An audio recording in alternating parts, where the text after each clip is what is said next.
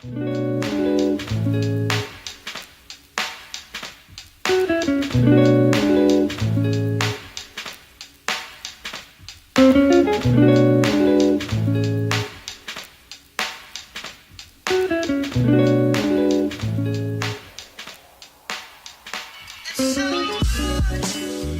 everyone, it's officially April and we are kickstarting this month with a huge guest. So I'm really excited to talk to this individual because her interests around fashion, interweaving that with culture is really exciting.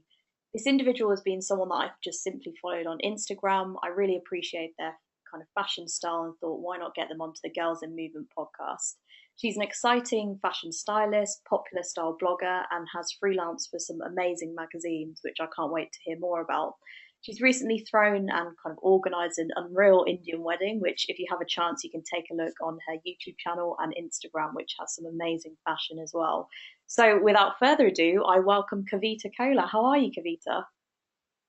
I'm good, Polly. How are you? Yeah, not bad, thank you. Thank you so much for joining kind of the Girls in Movement podcast. It's all about people from different industries, and I really think you can kind of add some information to individuals who are listening today. Yeah, it's a pleasure to be here and speaking with you today. Nice one. So there's so many questions that I suppose I could ask kind of over this interview, but I suppose what interests me and what I think will interest our listeners is I suppose more around the digital work you do, which is kind of around freelancing and this world that we live in where so many people are kind of ditching the general kind of corporate job and going down a lifestyle of freelancing. I suppose your fashion Yeah. inspirations and how you got into the industry and I suppose any mentors. So if we start off from the beginning, what's your background, Kavita, and what's the journey to what you're doing at the moment? Did you always know you wanted to work within the fashion industry? Well, so not entirely. I was at school. I can go really far back to you, but I won't bore you with the whole life story. But from a young age, I was always very creative, but it was more in like an artistic sense. So when I was applying to unis and stuff like that, I had, you know, quite typically, as a typical Indian girl would, I had all my subjects. I'd got my fairly good grades in everything round the block. But the main thing for me that I enjoyed the most was art. So I managed to convince my parents somehow to let me go to art school, and they said, if you're going to go to art school, do it the best possible place you can. So I secured my place at Central St Martin's, well, at Chelsea College of Art, to do a foundation course, which is what you do if you want to go into any creative degrees. Right. And during that course at Chelsea College of Art, I secured my place at Central St Martin's. When I started that degree, I actually wanted to be a fine artist, but during that foundation year, we just got to explore so many different creative elements of, things like media related and film, photography, fashion, and all those kind of things. And I just kind of, that's where a thing for fashion came in. I've always been generally into clothes, that's for sure, but Yeah. I didn't really think that. It was only until I went there that I thought, okay, hang on, Central St Martin's, that's the place to be, where you can actually get a degree in fashion, go into like a credible job in fashion that would make my Indian parents very happy. Yeah. And I suppose from there, so you have a blog, which is kavitacola.com, and obviously we can put all the details at the bottom of the podcast. So is it just fashion that you have an interest in? Because I was looking at stuff kind of you're doing interior design as well. Is that something new that you've moved towards or? Well, yeah, I think so. So after the whole uni thing, I did go on to work for magazines, which was very much fashion. But then, when like a few years down the line, this digital thing really kind of, I just thought, hang on, so many people are doing it, Yeah. and everyone seems to have a voice in what they're wearing. And why is it that I just have to listen to editors? And why do I have to just answer to editors on what's cool and what's not cool? Surely I can start dictating that just as well as all the other girls with blogs are doing too. Yeah. So that's kind of where the idea for the blog came about. And over the last kind of 3 years that I've been doing the blog, I've just very organically expanded in showing conveying all my interests. So it's gone very heavily beauty now. Right. And I think like a commercial sense of view, with my blog, so many Indian girls who do follow me are so interested in what makeup you use, because I guess when you're putting pictures of yourself up online, you're also wearing makeup, you're doing your hair, you're grooming yourself. So that part of it has just naturally become really prominent in it. So it's definitely fashion and beauty, and I've got a genuine love and passion for interiors. So as much as I'm trying to be myself on the blog, all the passions are hopefully coming out. Yeah, no, definitely. I mean, I was reading it the other day, and it's definitely you can see there's different avenues, kind of fashion, the beauty, interior, and just general lifestyle stuff, which is really nice. It kind of loads of people obviously start a blog these days, but there's kind of a small percentage where they are a real successful blog and they're getting traffic to it every day. Do you feel like, of course, you're writing about your interests, your passion, but there is an element of maintaining a blog and trying to, like, do you get a demand of people to say, can you talk more about this, or can you blog, or like, do you have a vlog as well, or how does it work?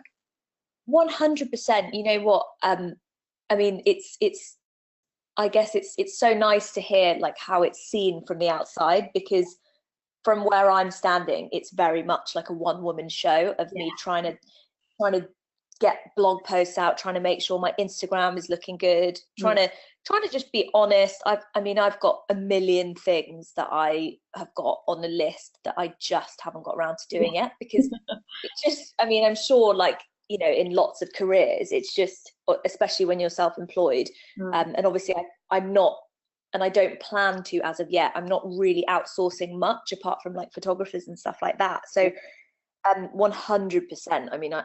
I'm YouTube is very much on the cards. It's just finding the time and how I'm going to frame all that into my work so far. But the fashion stuff is amazing, but obviously as a person, especially since the wedding and stuff, you do begin to evolve, and not that fashion is becoming less of an interest, because it's always going to be an interest, but the lifestyle aspect of things really are starting to come through, and I find that element of it is the most engaging. Yeah, as much as people do want to know what lipstick or foundation I'm wearing, or what dress that I'm wearing, just like I want to know what other bloggers are wearing, they do pay a real interest into your personal life. So which is why I quite freely and enjoyed broadcasting the wedding, to an extent, to an extent, yeah, of course. I mean, wow, your wedding looked unreal, Kavita. I mean, give us a kind of snapshot of how that went. Did you have wedding planners around you, or was it kind of a one woman show? This is what I want. No, I very much did. I had an amazing like small team of planners based in London, a business called Purple Jasmine, Anjali and Andy, and they're very like well connected in India, and they do lots of really big abroad weddings in the UK and Europe and things like that. So they were incredible, and they helped me plan my wedding. But obviously, I think if anyone knows what Indian weddings are like, they're extremely stressful. So I lost. I think it all looked really great on the outside, and it was an incredible event, and we've got so many amazing memories and photos and stuff. But God, it was an exhausting time for me. It's usually such Indian weddings are kind of, for those who don't know, they usually last longer than just a day wedding, but it's kind of 3+ days. And I bet when it's a kind of Indian wedding done abroad, it's probably a lot longer as well. But I mean, the fashion throughout the whole kind of ceremony looked amazing. So yeah, hats off to whoever was the designer. Well, that was the super fun part for me, because I think up until then, I really was just like a Londoner. Not just, that's not just, is it? But you know what I mean. Like, as in, I was brought up in the UK, Londoner. I'm not rolling around in saris, day and night. I don't have that. But we all, from our childhood or from our parents, we've all got that interest and influence.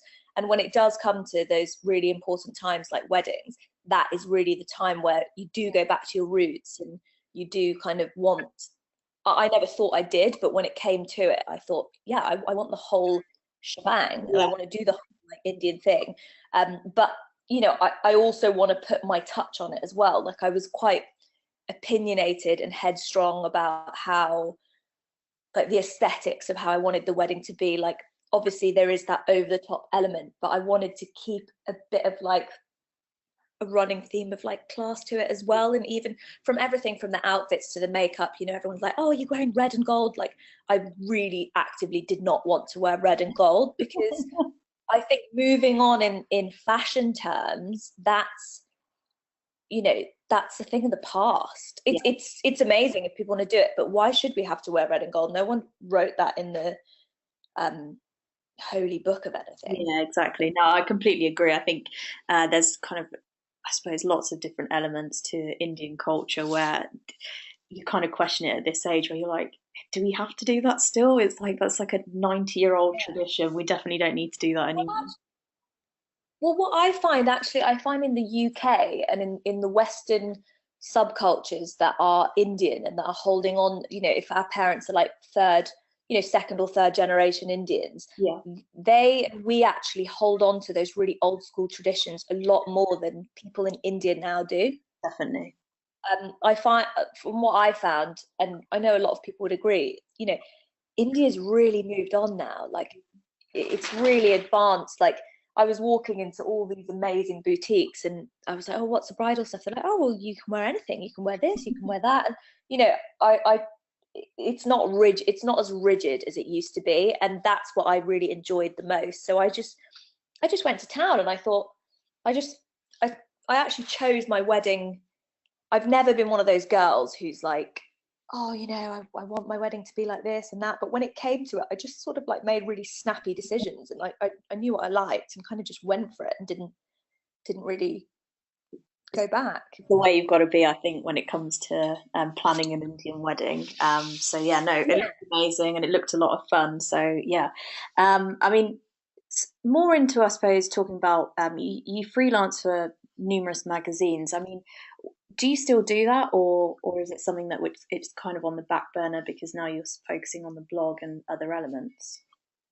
Well, it was on the back burner, but now it's very much a thing of the past for me.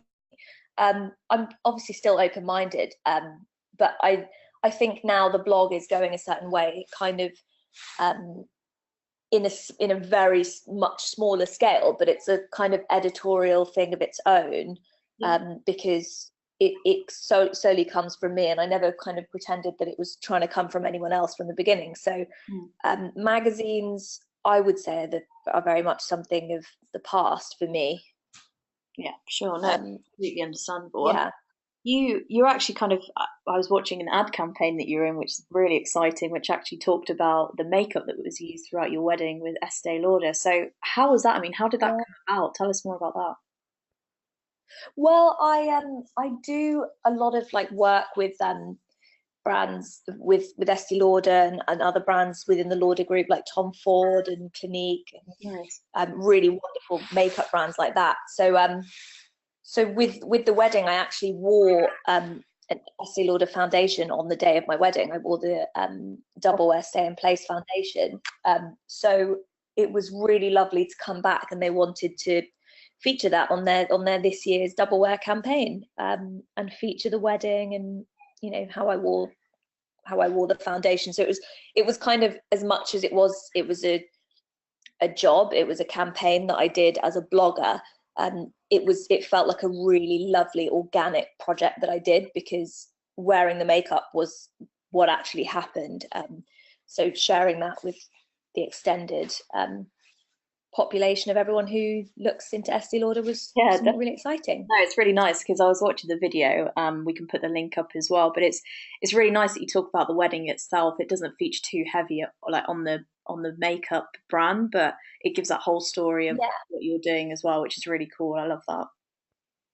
definitely. And I think for me as well, what's been so, I never really saw this coming entirely, but I think brands like Estee Lauder, these huge like worldwide corporations, are really, um, they do they see diversity as something real, and they want to be able to they want to see that they are represented within so many markets and for so many girls of different colors.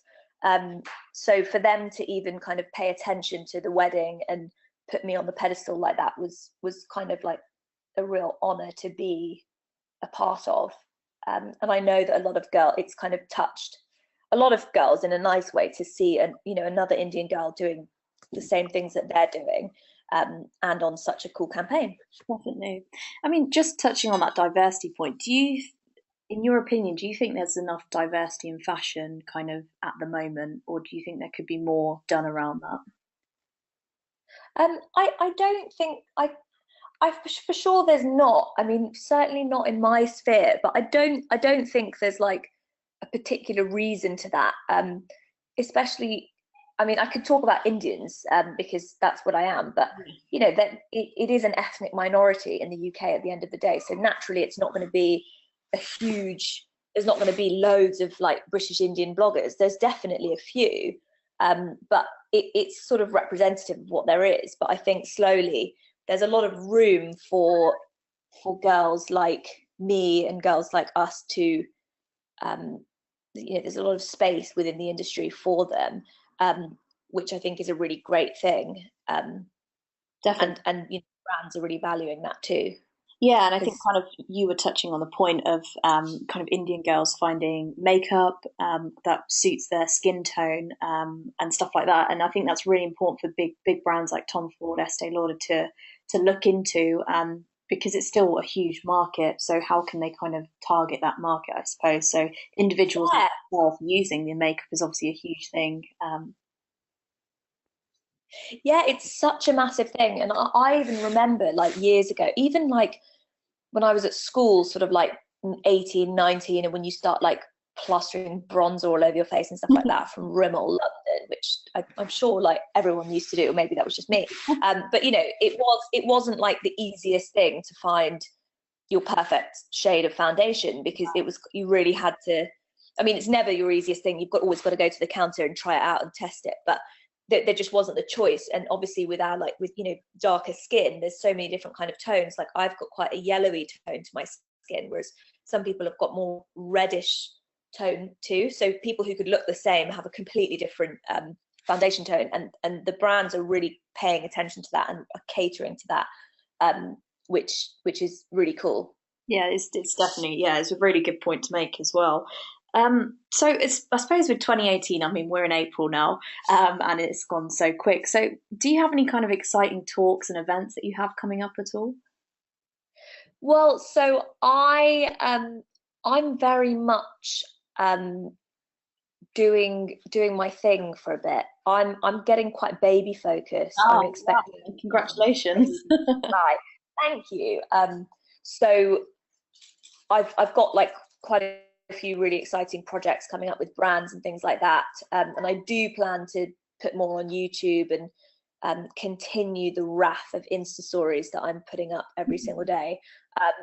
But in terms of like big major things, it's kind of just big baby on the way, to be honest. Yeah. I plan to really share that journey with lots of people. I think for me, for sure, attracting the masses is like a great thing, and getting more followers is brilliant, but really kind of cultivating my space of really nice followers who are really engaging with what I'm doing, Yeah. and people who I can kind of engage with and inspire, hopefully. That's what's really important for me, and that's what I really enjoy doing. Yeah. And by conveying like the kind of everyday aspects of my life, and the clothes that I'm into, and makeup that I'm wearing, and baby planning that I'm making, Yeah. that is like, that's the kind of fun, great part for me. I never kind of planned to you know um fly to space or anything. No, of course. I mean, what's really nice is like, especially, I mean, there's so many people going through, I suppose, the same motions of having a baby and kind of settling down, I suppose. But what I love is that you can still use a tool of social media to kind of carry on that work that you do every day before there was a baby, etc. And you now have Oh another avenue to talk about to your kind of following, I suppose. Yeah, it's amazing. And like, I think going into the topic of like women and women working and stuff, I think it's a really like topical thing now of, you know, when you do get to that point of having a family and like working and you know, looking after your kids and raising children and working, it's like, do you go back to work? Do you stop? Yeah. Do you quit? Like, do you start up a business? That it's such a like a grey area, and I think it always will be. But I think it's a really interesting topic, and my view on it is I think I'm so I wouldn't call myself a feminist as such, because I kind of I'm fine with the fact that I do think women, like just because of our bodies, we do have a slightly different role to men. But I think being empowered along the way is so important.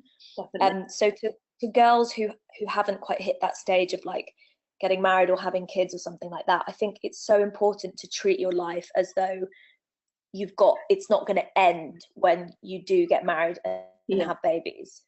Yeah, definitely. Because I think you want to kind of graft something, because as much as, you know, it is about child rearing and you do want to give everything to your kids and you do want to, I mean, don't mark my words, I don't know how I'm going to feel when I'm a mum, but you know, I think you want to keep something for you, and I think that's important as a human, and that's important to show your children as well. Yeah, definitely. And I think in the world where we live, where remote working and kind of the way we work today is all about mobile, on being online kind of longer than your 9 till 5. I mean, outside of the corporate world, I think that is definitely changing, where kind of individual women who want to support and have a family, they can do that a lot more flexible than. I still think the corporate world needs a huge shift in, okay, we need to let more people remote work and have that flexibility, but that's another topic. Yeah, But yeah, it's great. I mean, massively. you're doing your passion, and you can still carry it on as well, which is amazing. Yeah, yeah, definitely. And I really plan to, and I hope that it's, you know, it's definitely like a blog post that's on the list about like, you know, when you have babies, working or not working, Yeah. what are we thinking, what's everyone's view on this? Because I mean, I can sometimes be a little bit brash in like my opinions and how I think, you know, people should be and what people should be doing, but I appreciate everyone's got different circumstances. Like, there might be financial elements involved, there might be, you know, it's childcare is something as well. Like, there's just so many different aspects. So I think it's like finding the right thing for every person. But one thing, you know, I am hell bent upon is just having that something for yourself as a woman, Definitely. whether it is your job or something, but something that can kind of define you. Because I think in later life, especially when your children are kind of at school and done, like you want to be able to say something for yourself Yeah, and not just that's a really good point, because I think, I mean, from my parents' generation, my mom was kind of all about work, kids, and that was it. And there was nothing. She kind of looks back and says, "I wish I kind of did my passion and what I had to do." But yeah, I mean, it's great that they've kind of paved a way where I suppose the next generation can do their passion and make it into a career, I suppose. yeah, for sure. It's even if like work is your thing, like, you know, Yeah. I mean, I've over the years, I mean, you know, you go through your teenage years, but like I've got so much respect for my mum, um, and like how she keeps herself so busy. She actually works like within my dad's business, but she's such a core part of how like the family is still run, as well as how my dad's business is still run. Yeah. Again, that's just, you know, really specific situation. But if I could be, you know, I'd like to be able to tell my kids that I do something. Yeah, of course. And that's the But most important thing. anything after that. No, no, exactly. I mean, if so, I love asking my guests this, but if you could give your younger self any advice, what would that be? um, Stop focusing so much on boys. I just think like I spent. I mean, it's so nice almost like having this conversation with you here today, because I've definitely, it's not all been hunky dory. Yeah. I've really at times really struggled, like within magazines and just being heard and being like getting like the perfect job at times seemed so far away from me.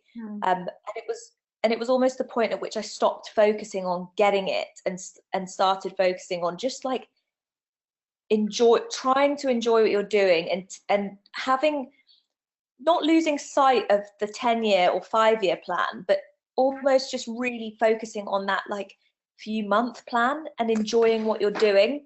Because I think your 20s are really something to you know, you're allowed to make mistakes. Like, you're allowed to go to New York for a year to do this internship for whatever. Like, just do it. Don't hold back, and for God's sake, don't do it for a boy. No. Don't do it for a boy. It breaks my heart to see girls like sign their life away to, like, you know, but you know, that whatever, like, it's, yeah, just hold on to yourself and like believe in yourself, and things will work out. They always do. No, I couldn't agree with that advice. I think especially in your 20s you have to make mistakes, otherwise if you just kind of live that, I suppose, normal life, and you'll always look back and think, oh my God, why didn't I do that year abroad, or why didn't I travel there for that job? So yeah, I couldn't agree more with that.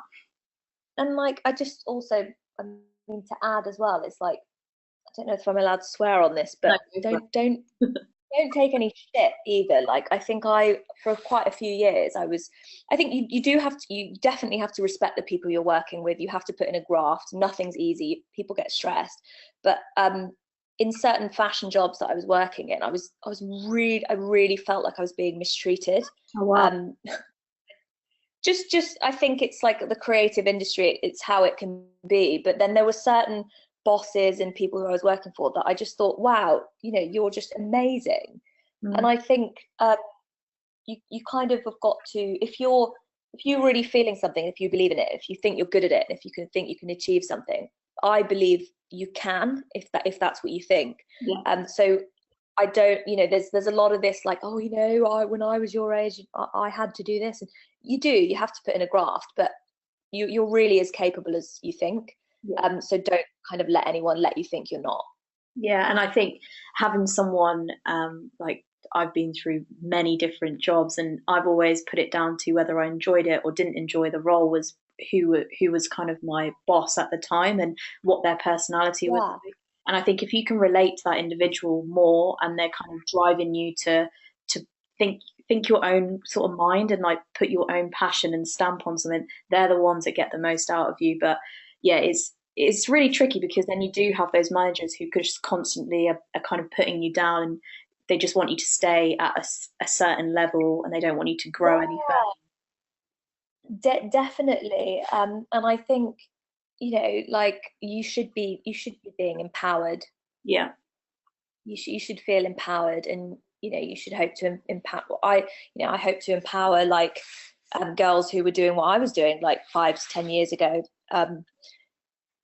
And I still, you know, by no means either now do I think I've made it, or, you know, that I'm done and like I'm successful. You know, you never feel like that.